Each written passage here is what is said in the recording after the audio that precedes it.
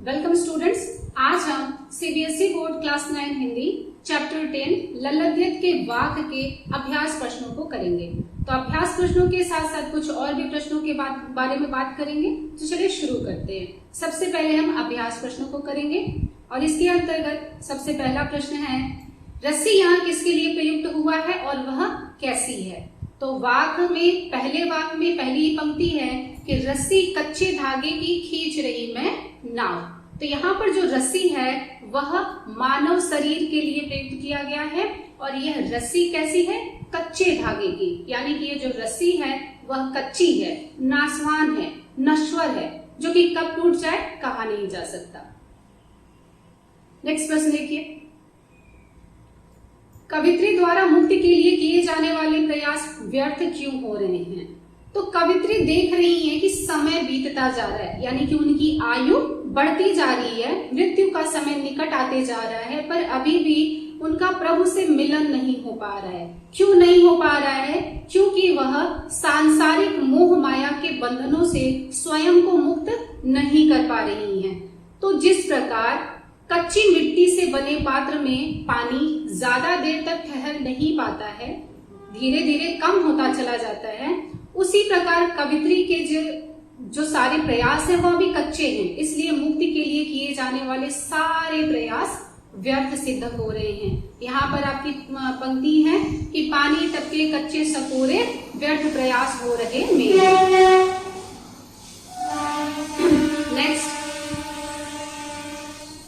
कवित्री का घर जाने की चाह से क्या तात्पर्य है। तो कवित्री का घर जाने की चाह से तात्पर्य है कि प्रभु से मिलन, वो प्रभु से मिलना चाहती हैं। यहाँ पर वाक्य में आपकी पंक्ति है कि जी में उठती रह रहकर भूख, घर जाने की चाहे घेरे, अर्थात वह इस संसार रूपी भव सागर को छोड़ करके परमात्मा लोक जाना चाहती है, ईश्वर की शरण में जाना चाहती हैं। ठीक है। नेक्स्ट, भाव स्पष्ट कीजिए। इसमें आपके दो प्रश्न दिए गए हैं। पहला है जेब टटोली कौड़ी न पाई, और दूसरा है खा खाकर कुछ पाएगा नहीं, न खाकर बनेगा अहंकारी। तो जो आपका पहला है ये पूरी पंक्ति है कि जेब टटोली कौड़ी न पाई, मांझी को दूं क्या उतराई। और इस वाक्य में कवित्री ने आत्मलोचन किया है, अपने कर्मों पर विचार व्यक्त किया है और उन्होंने अपना आत्मलोचन स्वयं किया है। तो कवित्री कहती हैं कि इस संसार में आकर वह इस सांसारिकता में उलझ कर रह गई और एक भी श्रेष्ठ कर्म नहीं किए। तो अंत समय में जब उन्होंने अपनी जेब टटोली, अपने पॉकेट में हाथ डाला और ढूंढा, तो उन्हें श्रेष्ठ कर्म रूपी एक भी कौड़ी, एक भी पैसे नहीं मिले। तो अब उन्हें इस बात की चिंता है कि इस संसार रूपी भव सागर को पार कराने वाले ईश्वर रूपी मांझी को उतराई के रूप में, यानी कि मेहनताने के रूप में वो क्या देंगी। ठीक है।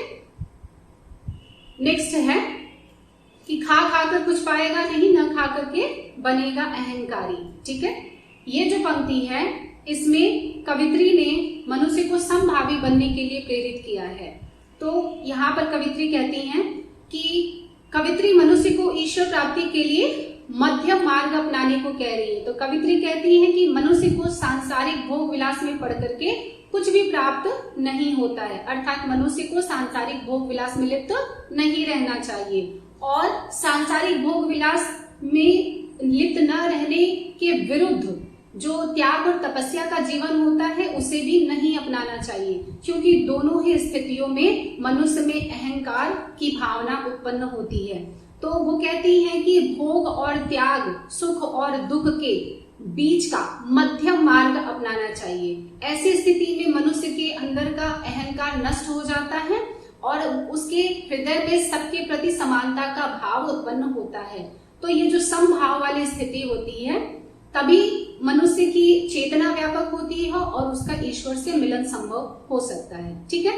तो यहाँ पर कवित्री जो कहती है ना कि खा खाकर कुछ पाएगा नहीं, न खा करके बनेगा अहंकारी, तो वे कहते हैं कि भोग विलास में लिप्त मत होइए और इसके विरुद्ध सन्यासी का जीवन भी मत जीजिए।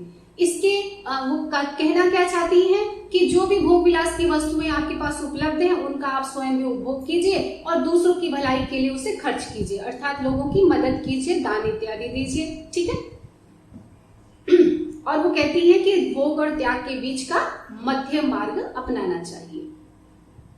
नेक्स्ट आपका प्रश्न है, बंद द्वार की साकल खोलने के लिए ललतदेव ने क्या उपाय सुझाया है, अथवा इसी प्रश्न को दूसरे तरीके से पूछा जा सकता है कि ललतदेव के अनुसार बंद द्वार की साकल कैसे खुलती है। तो देखिए, साकल का मतलब होता है कुंडी, जो दरवाजे में कुंडी लगी रहती है जिससे दरवाजा खोला या बंद किया जाता है। ठीक है, तो बंद द्वार की साकल खोलने के लिए ललतदेव ने उपाय सुझाया है कि मनुष्य को भोग और त्याग के बीच संतुलन बनाए रखना चाहिए, उसे मध्यम मार्ग अपनाना चाहिए।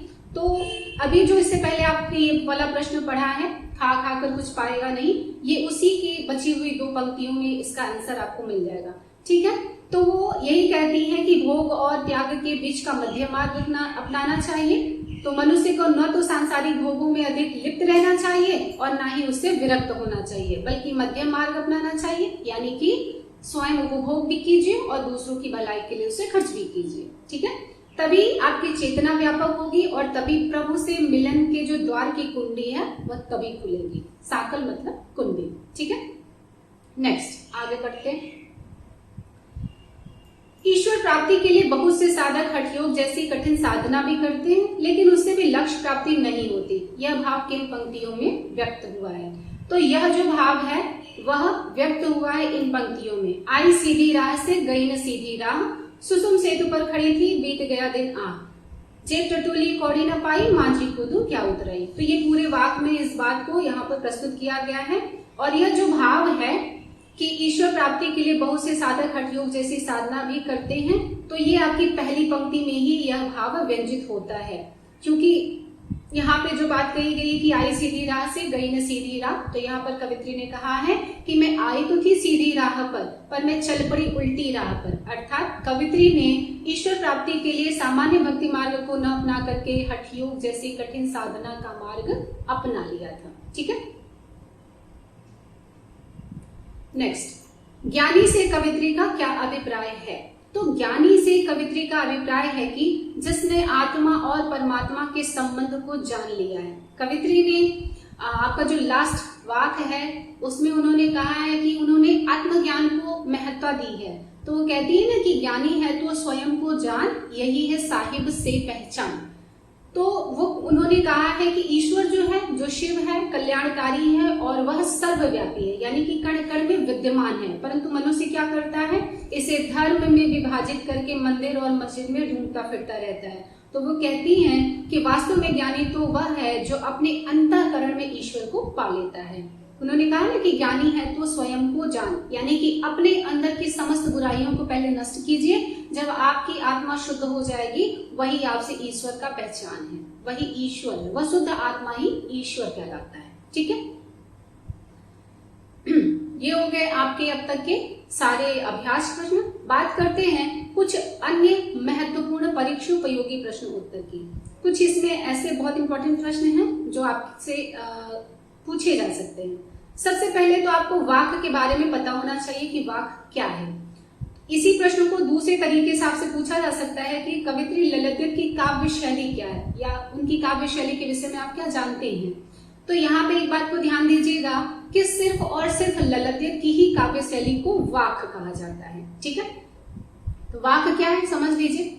ललितदेव की काव्य शैली को वाक्य कहा जाता है। वाक्य अनुभव के आधार पर लिखी गई कविता को कहते हैं, यानी कि आप जो एक्सपीरियंस करते हैं उसके बाद आप जो लिखते हैं वह है। अनुभव के आधार पर लिखी गई कविता को वाक्य कहते हैं, जो कि 4 पंक्तियों में लिखी जाती है। आपने अपनी पाठ्य पुस्तक में देख लिया, आपके जितने भी वाक्य हैं सब 4 पंक्तियों में लिखे हुए हैं। ठीक है, और यह कश्मीरी काव्य शैली है, ये भी आप जानते हैं क्योंकि ललितदेव कश्मीर से बिलोंग करती है। ठीक है, तो जिस प्रकार से हिंदी में कबीरदास के दोहे, मीरा के पद, तुलसीदास की चौपाइयां और आस्थान के सवैये आदि प्रसिद्ध हैं, बिल्कुल ठीक उसी प्रकार से ललितदेव के वाक्य प्रसिद्ध हैं। ठीक है, चलिए नेक्स्ट। कवित्री द्वारा मुक्ति के लिए कौन कौन से प्रयास किए जा रहे हैं जो व्यर्थ हो रहे हैं। इसी प्रश्न को दूसरे तरीके से पूछा जा सकता है कि ललितदेव ने परमात्मा प्राप्ति का क्या उपाय बताया है।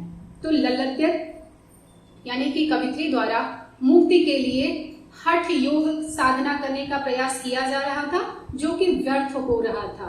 बार बार वह उसमें असफल हो रही थी। तो उन्होंने बताया है कि परमात्मा को पाने का सच्चा उपाय यह है कि त्याग और भोग के बीच संतुलन बैठाया जाए और मन में परमात्मा को पाने की हूक उठे। हूक का मतलब होता है वेदना, तड़प। उन्होंने कहा ना कि खा खाकर कुछ पाएगा नहीं, न खा करके बनेगा अहंकारी।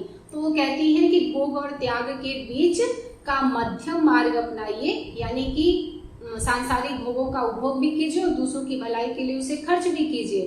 तब ऐसी स्थिति में आपका मन क्या होता है, समभावी बनता है, तभी प्रभु से मिलन आपका संभव है। ठीक है, चलिए नेक्स्ट, मांझी किसके लिए प्रयुक्त हुआ है और क्यों? तो मांझी ईश्वर के लिए प्रयुक्त किया गया है, बात की गई है ईश्वर रूपी मांझी की। ठीक है, तो मांझी ईश्वर के लिए प्रयुक्त हुआ है क्योंकि ईश्वर ही मनुष्य को संसार की कठिनाइयों से बचाकर अपनी शरण में लेता है। नेक्स्ट आपका प्रश्न है, कवित्री ललद्यत ने कौन सी सामाजिक बुराई का विरोध किया है? उनके अनुसार ईश्वर कहाँ बसता है?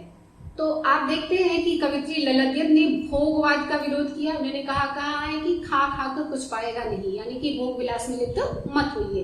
भेदभाव का विरोध किया है। उन्होंने कहा कि हिंदू मुसलमान ये जो है धार्मिक भेदभावना नहीं करनी चाहिए। अहंकार का विरोध किया है। उन्होंने कहा है ना कि खा खाकर कुछ पाएगा नहीं, न खा करके बनेगा अहंकारी। तो वो कहती हैं कि दोनों स्थितियों में आप अहंकारी बन जाते हैं, मन में अहंकार उत्पन्न होता है, इसलिए समभावी बनिए। ठीक है, तो ये आपने देख लिया कि ललद्यत ने भोगवाद, भेदभाव और अहंकार का विरोध किया है और उनके अनुसार ईश्वर कण कण में, थल थल में बसता है, हर जगह बसता है, क्योंकि ईश्वर कैसा है, सर्वव्यापी है।